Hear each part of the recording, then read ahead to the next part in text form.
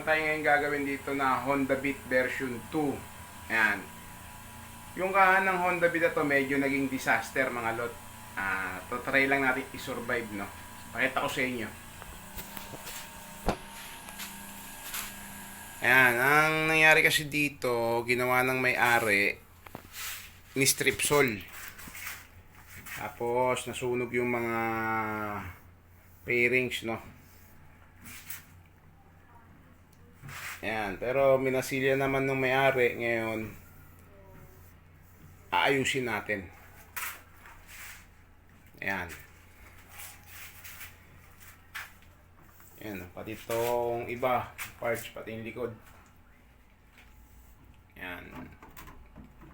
Kaya yung mga mag-i-strip sol ng kaha, no, ng pairings na kahit anong motor, huwag nyo i-strip sol, lalo na't hindi nyo alam kung paano gamitin or alalay sa paggamit ng strip sol para sa mga, kasi susunugin yung kaha nyo yan.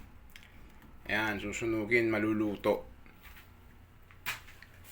Ngayon mga lot, ang gagawin natin dyan, pa-primeran muna natin yung mga kaha na yan. Ayan, primeran muna natin siya mga lot bago natin gawin yung chameleon black. Tingnan natin kung masusurvive natin yung kaha na to.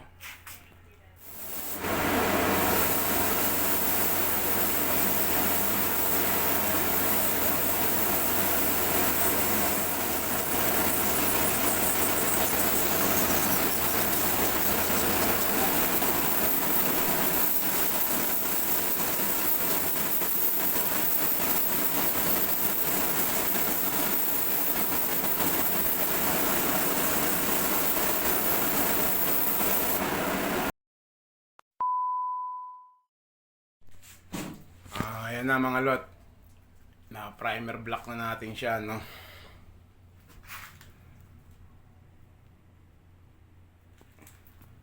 Ayan, patuyuin lang natin mabuti yan, tapos liliyahin ko yan para mapantay ko yung ibang may mga lubog-lubog, no. Ayan, patuyuin muna natin, tapos liliyahin ko ng 400 yan mga lot. Ayan na mga lot, nalihan na natin yung primer natin, no. Yan. Tapos ito yung ibang kanya. Yan. Gagawin natin ngayon dyan, bago natin i-chameleon black to, bubuga muna natin to ng jet black. Para pagbuga natin ng chameleon black, mas maganda, no.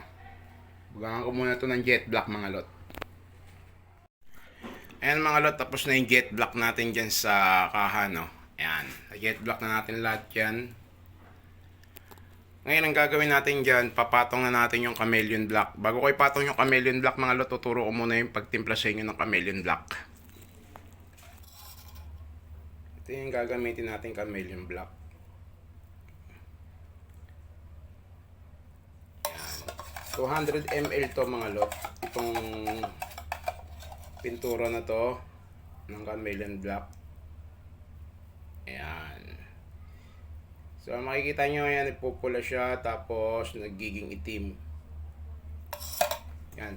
Itong 200 ml na to mga lot na chameleon black, ang ihahalo nyo dyan 200 ml din na thinner.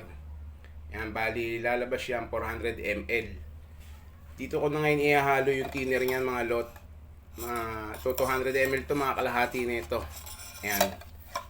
Tapos ibubuga na natin sa kaya mga lot. So salinan ko muna siya ng thinner.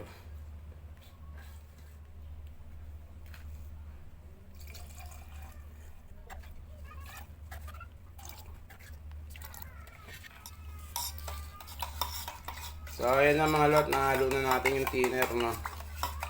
Kanina malapot siya, ngayon malabnaw na yan. Ayan.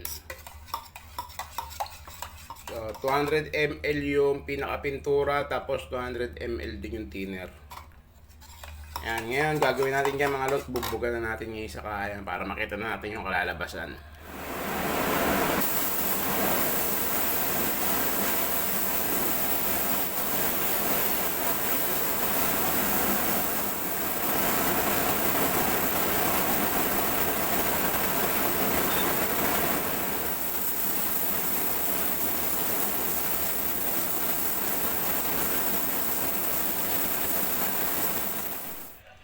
So, ayan mga lot, tapos na yung Honda Beat natin, no?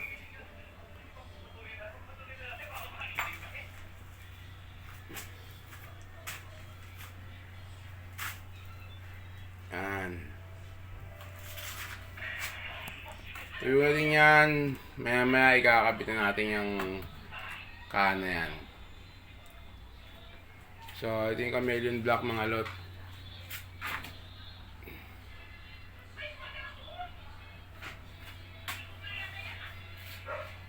Yan.